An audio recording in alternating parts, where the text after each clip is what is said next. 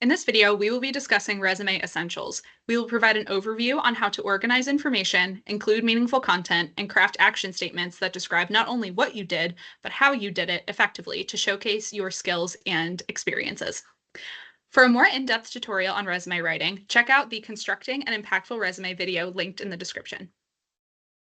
A resume is a formal document that provides an overview of your professional qualifications. Here I have a sample resume, which includes the sections you will likely have on your own resume. It's important to consider how you organize and order your sections. You want to list your content and sections in order of importance to grab the reader's attention.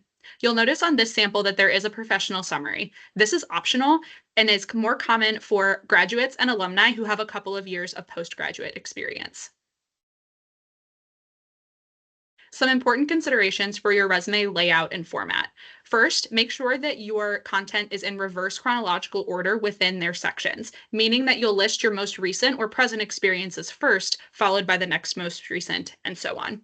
Your resume should be one page. It is standard for college students and recent graduates to have a resume limited to one page. A second page is acceptable for those with extensive experience. Also, a couple of things to avoid on your resume when it comes to formatting and layout would be columns, tables, icons, headshots, or other images, and excessive color. These sample resume sections are to show you how you can organize your information. You don't have to list and format your own information exactly this way, but the following information should be included in some fashion. Your heading is the first section that you'll have on your resume, which includes your name, city and state, email address, phone number, and an optional LinkedIn URL. Following your heading, you will include your education. Here you will include your degree type, major, minors if you have them, institution, city and state, and expected graduation month and year. Next, you will likely also have various types of experience sections on your resume depending on the purpose of your resume.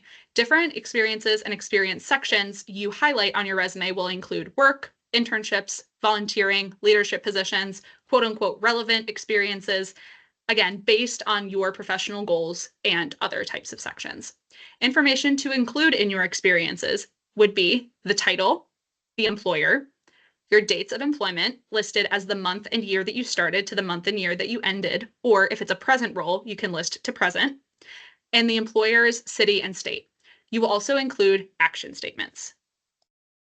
Action statements are formatted as bullet points and describe the duties, tasks, responsibilities, and achievements for that particular role. When compiling action statements, consider the following formula: what plus how plus why. What did you do? What was your duty, task, and responsibility? This will start out with a strong action verb, followed by how you did it. What skills did you use? What processes did you follow? What strategies did you implement? And then lastly, why? What was the purpose or objective of your action? Or what was the impact or result of your action?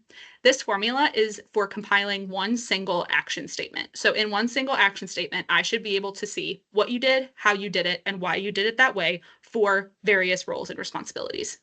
Action statements per section should be 3 to 5 meaningful action statements. Another section you'll likely include is campus involvement to show how you engage in the campus community. Campus involvement may include student clubs or organizations, intramural or recreational sports, or anything else you are involved in on campus outside of just being a student. Consider listing an employment or leadership role in a separate section if you hold a leadership or you are paid for a certain position that you hold on campus. Here you can list the title that you hold in that club or organization, the name of the club or organization, and the dates that you were involved. Next, a skills section should highlight your technical abilities and technical knowledge, including databases, softwares, platforms, and any industry or role-specific technical functions. You might also include certifications here as well. Avoid listing durable skills like communication, teamwork, and organization. Instead, you want to include those durable skills in your action statements. Employers and readers still want to know that you have and possess these abilities, but including them in your action statements will show the reader how you use these skills as opposed to telling them by just listing them in an action statement. And I've included those top attributes that employers seek on a candidate's resume here. A couple things to do before you go ahead and submit your resume. 1, ensure that your resume is completely error-free. 2, make sure that your font is 10 to 12 point and is simple and legible.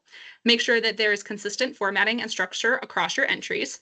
Have your resume reviewed either by a mentor, the career development office, or maybe a faculty member.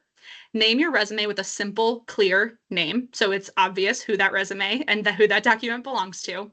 And then save and submit as a PDF, not a Word document. A couple of other career development resume resources would include connecting with a career coach, either by scheduling a one-on-one appointment on Handshake or taking advantage of our resume drop-in hours across campus. That schedule can be found on our website. Some additional resources include our resume rundown resource, the career guide, downloadable resume style guides, and as mentioned earlier, the Constructing an Impactful Resume tutorial, which is a more in-depth view. All of these resources can be found on the resumes and cover letters page on the career development website. This is just the beginning, where we reviewed resume essentials. For more personalized guidance on compiling your resume that showcases your professional qualifications, connect with a career coach and dive into our resume resources previously mentioned.